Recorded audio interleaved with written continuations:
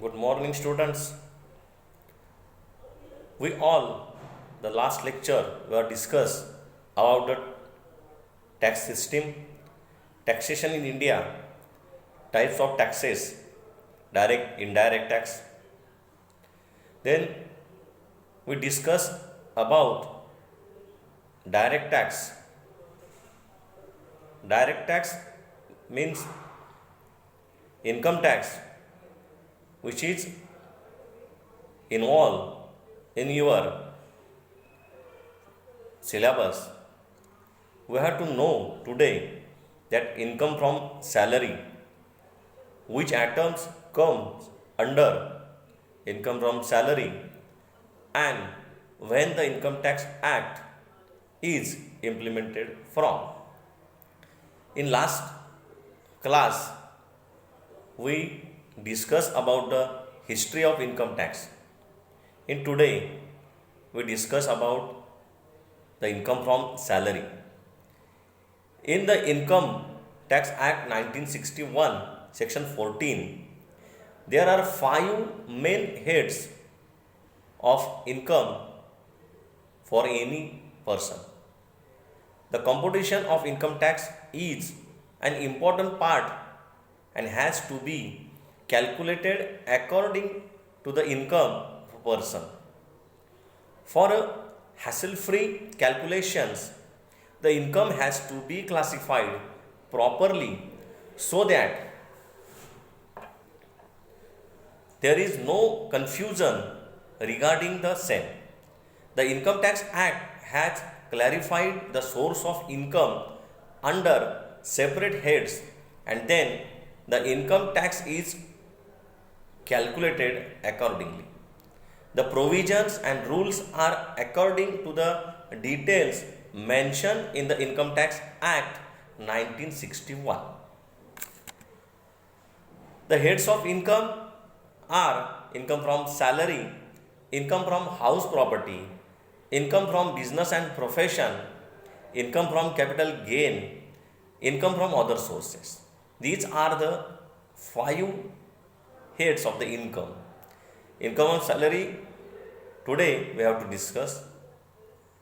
Who having one or more than one or 2 houses, he can get a rent from any house. It is involved in income from salary.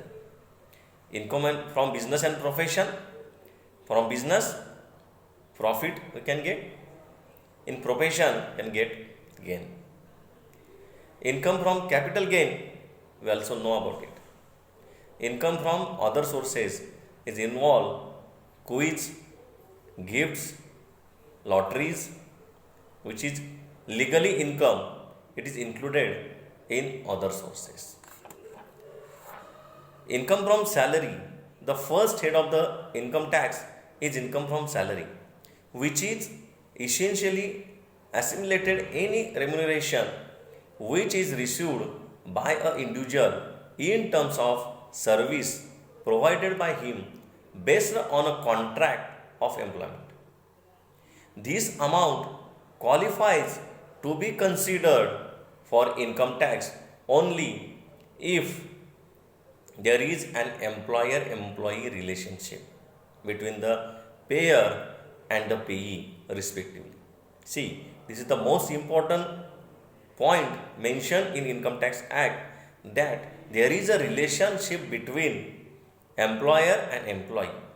If there is a relation, then the income the individual received, it is come under salary. But we can take some example that in house our father has given pocket money to his son, it is not come in the Income Tax Act because it is not a relationship of employer and employee, it is a relationship of father and son.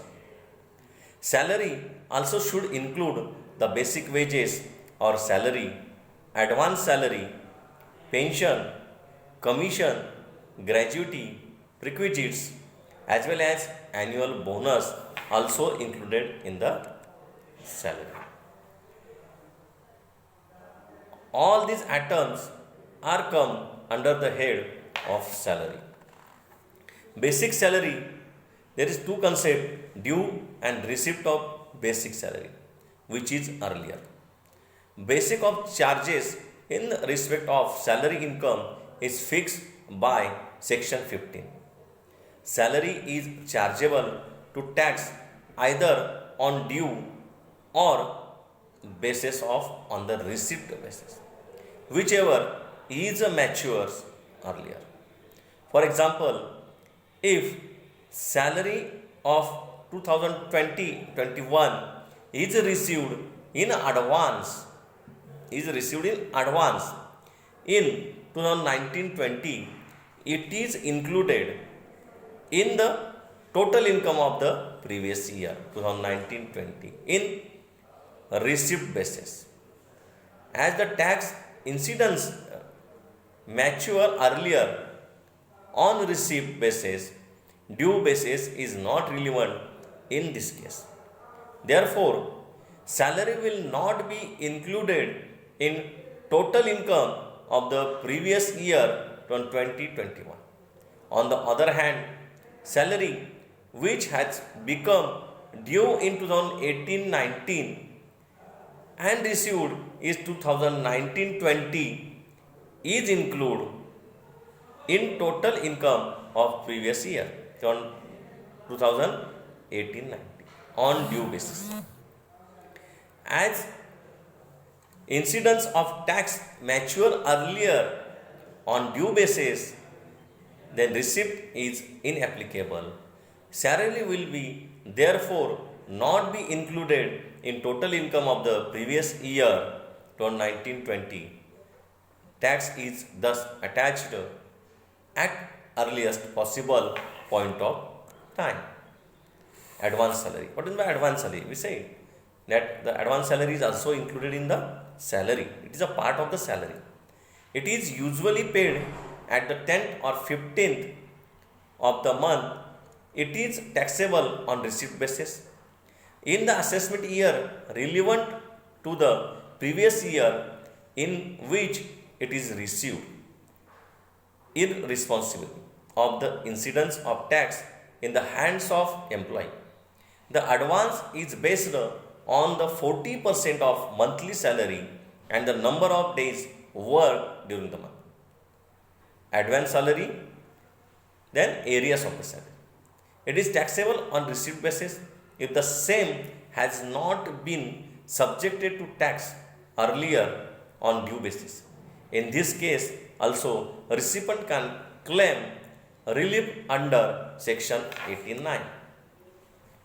When we see the pro forma of a salary, then we know that in the salary some items are added or some allowances was given by the employer to employee.